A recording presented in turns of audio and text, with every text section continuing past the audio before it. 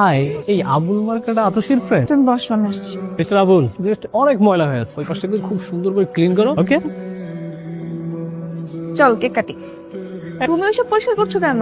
ময়লা ছিল তো তাই পরিষ্কার করতেছি। আসো, চলো সবাই মিলে একটা গ্রুপ ছবি তুলি। তুমি ওইদিকে যাও, দূরে যাও। কেন, কি সমস্যা? ওর শরীর থেকে দুর্গন্ধ আসতেছে। বাবা থামাও ওনাকে, ও কোথায় গেল? ভালোবাসার মানুষ আর টাকা যদি জীবনে না থাকে, এই জীবনটাকে কি করব?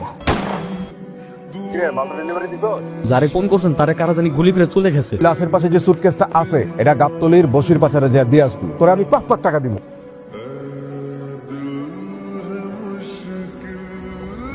পাঁচ লাখ। এই সব sit down. I love you. কিভাবে কি সম্ভব?